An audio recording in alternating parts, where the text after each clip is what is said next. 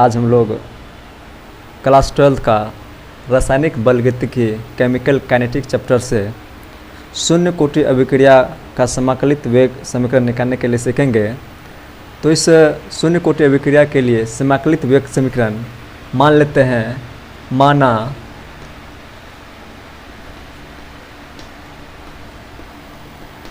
अभिक्रिया अभिकारक R और उत्पाद P है और इसके लिए समाकलित वेग समीकरण होता है -dr/dt और उत्पाद के लिए K r⁴n। ये कहाँ से आया, इस चीज़ को जानने के लिए हमें पिछले कक्षा के कुछ महत्वपूर्ण टॉपिक को या चैप्टर को पढ़ना होता है।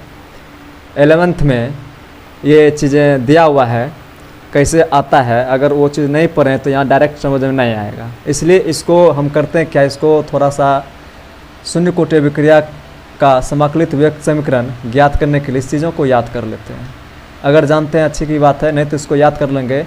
अगर हम इसे याद कर लेते हैं उसके बाद हम मैथमेटिकल प्रोसेस से इसका समाकलित वेग समीकरण हम निकाल लेंगे।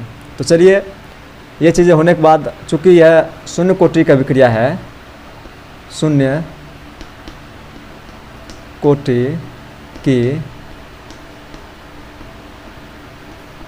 अभिक्रिया है, इसलिए n का मान 0 होगा। तो आ जाइए यहाँ पे -dr/dt = K r⁴n। n के जगह पर हम क्या रख देंगे, 0 रख देंगे। चलिए इसको सॉल्व करते हैं।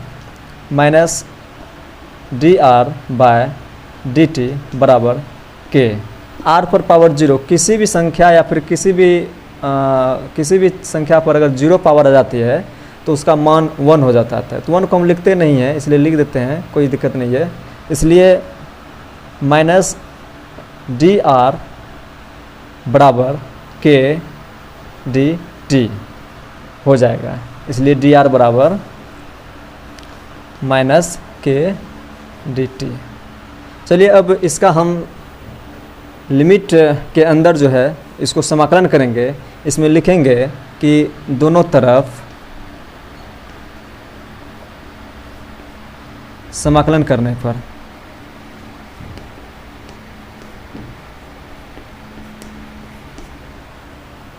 इसको समाकलन करेंगे तो dr ऐसा हो जाएगा और -K dt ऐसा हो जाएगा।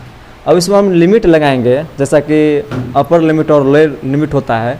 इस पर लिमिट कैसे लगाएंगे, चलिए आइए जानते हैं। अगर अभिक्रिया की प्रारंभिक सांद्रता में t बराबर 0 है तो r बराबर हो जाएगा r0। ये r0 हो गया प्रारंभिक सांद्रता। इसको ध्यान देंगे, प्रारंभिक सांद्रता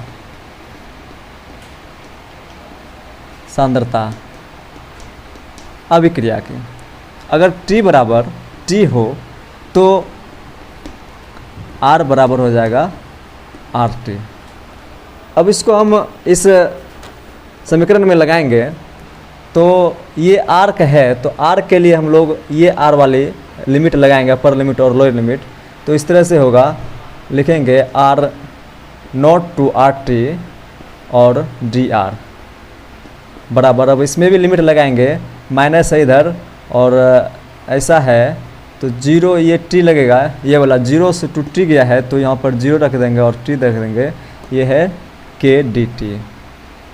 अब इसको हम सॉल्व अगर करेंगे मैथमेटिकल प्रोसेस से, अगर आप थोड़ी सी भी 12th का गणित जानते हैं तो इसको आसानी से सॉल्व हम कर सकते हैं। तो चलिए इसको सॉल्व करने के लिए होता क्या है, जिस तरह से dx का समाकलन x होता है, इसी तरह से dr का समाकलन r हो जाएगा। dx का समाकलन x, इसलिए dr का समाकलन r जाएगा। और इस पर हम लोग लिमिट ऐसे लगाएंगे r0 to rt बराबर। इसमें अगर इसको हम समाकलन करेंगे तो k कांस्टेंट है तो k कांस्टेंट बार हो जाएगा और dt का 1 होता है, इसलिए 1 का जो है लिमिट हो जाएगा ऐसे, 1 का तो 1 ही रहेगा, तो इसलिए t माइनस 0 हम कर सकते हैं। अब इसको करने के लिए सॉरी चलिए यहाँ पर नहीं लिखे, यहाँ पर भी लिख देते हैं उसी तरह से 1 का 0 to t। तो आइए यहाँ पर अब upper limit minus lower limit होता है, तो अपर लिमिट हो जाएगा RT माइनस R0 बराबर माइनस के, और यहाँ पर t माइनस 0 हो जाएगा, t माइनस 0। जैसे t माइनस 0 हुआ तो फिर से लिखते हैं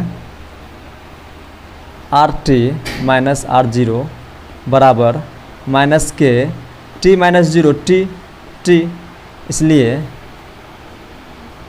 RT बराबर माइनस के टी, ये माइनस R0 उधर जाएगा तो R0 इधर प्लस में आ जाएगा। ये हमारा निकल करके आ जाता है शून्य कोटि अभिक्रिया के लिए समाकलित विवेक समीकरण। तो चलिए नेक्स्ट वीडियो में हम लोग इसको, इस समीकरण को ग्राफ पर कैसे बनाएंगे, इसका ग्राफ कैसा होगा, उसको नेक्स्ट वीडियो में हम लोग देखेंगे। तब तक के लिए जय हिंद, धन्यवाद।